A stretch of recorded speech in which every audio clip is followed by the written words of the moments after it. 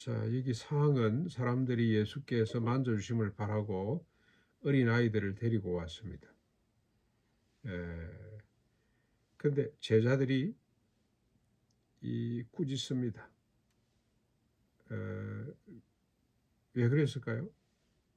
천국은 어린아이처럼 자신을 낮추는 자가 크다고 말씀하셨지만 제자들은 잘 받아들이지를 못합니다.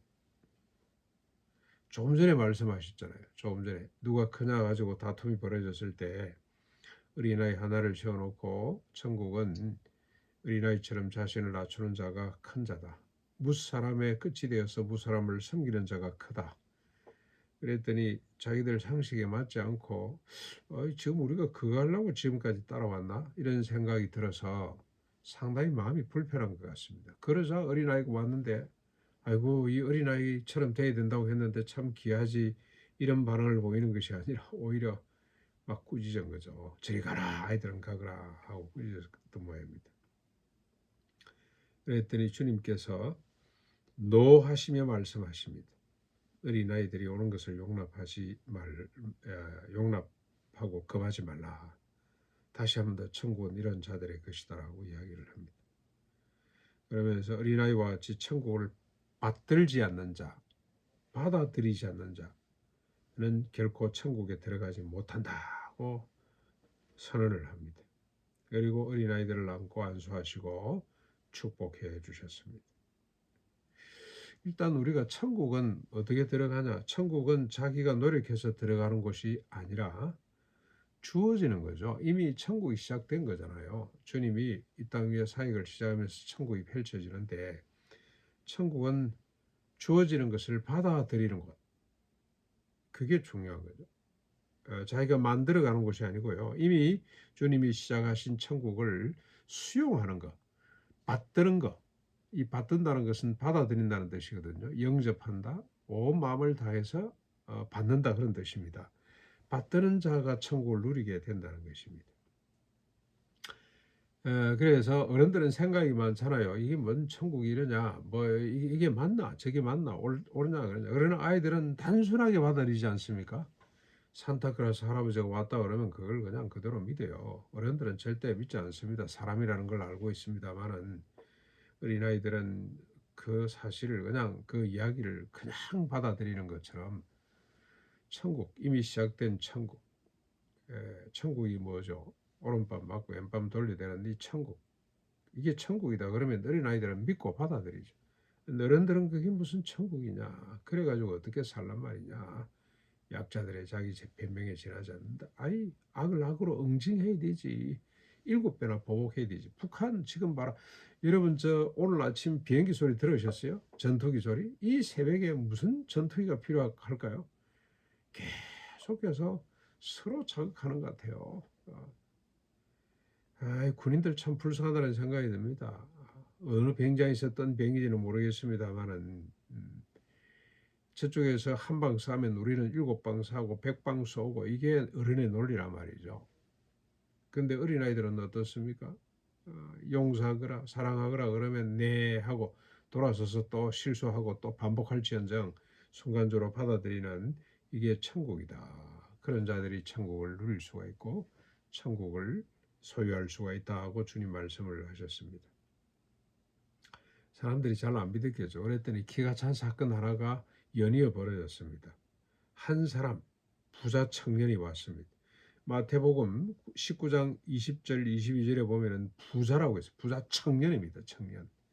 그리고 누가복음 18장에 보면은 관리입니다. 부자죠, 청년이죠, 관리죠. 요즘 우리 젊은 사람들 연봉 많은 사람 참 많습니다만은 옛날에도 그랬던 것 같습니다. 실력 있는 사람이죠. 권세를 가진 사람입니다. 거기다가 어릴 적부터 율법을 다 지켰다고 자부하는 자. 요즘으로 치면은 1등 신랑감, 1등 사위감이죠. 최고로 잘 나가는 사람입니다. 가장 천국에 가까울 것이라고 생각하는 사람이 한 사람 나타났습니다. 네. 그가 예수께 와서 선한 선생님이여 라고 평가를 합니다. 그랬더니 예수님이 네가 나를 어떻게 선하다고 하느냐, 선한 분은 오직 하나님 한 분밖에 계시지 않는다. 무슨 뜻입니까? 예. 네가 나를 선하다고 평가할 정도. 이 청년은 지금 말이죠. 자기 기준이 너무 높아가지고 예수님을 선한 선생님 정도로 평가를 하는 거예요. 자기가 평가하는 거예요. 예. 자기가 판단해 보건대 이 사람은 선한 분이 맞는 것 같다. 그러니까 자신감이 얼마나 충천한지, 얼마나 그 자기 기준이 높은 사람인지 짐작하게 하는 부분입니다. 그러면서 그가 묻습니다. 자신이 무엇을 해야 영생을 얻을 수가 있겠습니까? 이미 율법을 다 지켜서 했는데 확인하고 싶어서 뭐 자기를 또 드러내고 싶은 마음이 좀 있었겠죠. 그랬더니 예수님께서 답변을 하십니다. 간음하지 말라, 어, 살인하지 말라, 도둑질하지 말라, 거짓증가하지 말라, 속에 빼앗지 말거라, 내 부모를 공경하거라. 그랬더니 그 청년이 자신 있게 그것들은 내가 어릴 적부터 잘 지켰습니다. 그랬더니 예수님께서 말씀하십니다. 네게 한 가지 결정적으로 부족한 것이다. 이 한 가지라는 것은 여러분 저 갈라디아서 5장 14절에 동일한 말이 단어가 나오거든요. 온 율법은 내 이웃을 사랑하라 하기를 내 자신같이 하라 하신 이 한 말씀에 이루어졌다라고 말씀하시는데 딱 결정적인 한 것, 아주 핵심적인 한마디 뭐 그런 뜻이라고 이해를 하면 되겠습니다. 너에게 한 가지 결정적으로 부족한 것이 있구나. 네가 잘 지켰냐? 어디 한번 보자. 결정적으로 부족한 것이 있는데 네게 있는 것을 다 팔아 가난한 자들에게 주라. 그리하면 하늘에서 보화가 내게 있을 것이고 천국이 임할 것이다 그 말이죠. 그리고 너는 나를 따르거라. 천국의 주인인 나를 따라오라. 그렇게 말씀을 하셨습니다. 네가 진짜 잘 지키는지 한번 볼까? 그런데 사실 율법을 제대로 잘 지켰다면 부자가 될 수가 없죠. 지계석을 옮길 수도 없고요. 7년에 한 번씩 빚을 면제해 줘야 되고 내게 아니에요. 잠깐 보관하고 있다가 다시 돌려줘야 되는 겁니다. 그래서 이스라엘 가운데는 율법대로 살게 되면 이스라엘 가운데는 부자 가난한 자가 나올 수가 없는 겁니다. 부자가 있고 거지 나사로가 있고 그렇게 계급이 생길 수가 없는 나라가 이스라엘이에요. 그게 율법의 정신입니다. 그런데 이 청년이 지금 부자가 됐다. 그리고 자기는 뭐 참 하나님 앞에 제대로 살았다고 하는 것은 모순 그 덩어리입니다. 모순 자체입니다. 그래서 다 팔아서 가난한 자들에게 주고 나를 쫓아오너라. 그랬더니 청년이 어떤 반응을 보였습니까? 슬픈 기색을 띠고 근심하면서 돌아갔더라. 이유는 뭡니까? 재물이 너무 많아서. 천국은 어린아이들처럼 받드는 자가 들어가는 곳입니다. 부자 청년처럼 자신의 능력으로는 결단코 들어갈 수가 없습니다. 그래서 주님은 말씀하셨습니다. 마태복음하고 누가복음에 보면 부자가 천국 들어가기가 낙타가 바늘기로 들어가는 것보다 더 어렵다.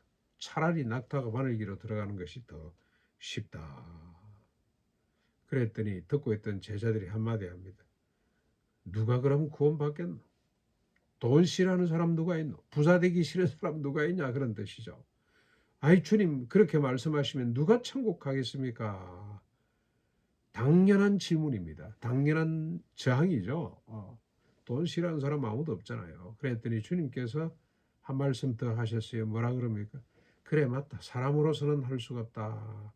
그러나 하나님으로서는 하실 수가 있느니라. 하나님은 그렇게 만들 수가 있다는 거죠. 천국은 자기 힘으로 가는 것이 아니고 하나님 능력으로 하나님의 긍휼로 은혜로 들어가는 곳인데 누가 이 천국에 합당한 자가 되냐? 어린아이입니다. 어린아이처럼 자기 계산이 없이 온전히 하나님 말씀대로 순종하는 받드는 자, 그런 자들이 천국을 누리게 됩니다. 이미 천국은 시작되었습니다. 여기 있다 저기 있다 해도 미혹되지 말고 자기 마음속에 이미 천국이 왔다 하고 주님 말씀하신 것 기억하고 이 천국을 누리는 어떤 모습으로 왔죠? 산상보훈의 모습, 자기를 부인하고 십자가를 지는 모습. 저는 오늘 아침에 비행기 소리를 들으면서 저는 비행기 소리가 날 때마다 하늘을 향해 외칩니다. 야 이놈들아 제발 좀 전쟁 연습 끝내라. 칼을 쳐서 보습을 만드는 하나님의 나라가 왔는데 왜 그걸 알지 못하냐고 탄식을 해봅니다마는 천국이 칼을 쳐서 보습을 만드는 나라가 천국 아니겠습니까? 예. 이 천국을 믿음으로 어린아이처럼 받아들이는 그래서 천국을 오늘도 풍성히 누리며 사는 하루가 될 수 있기를 바랍니다.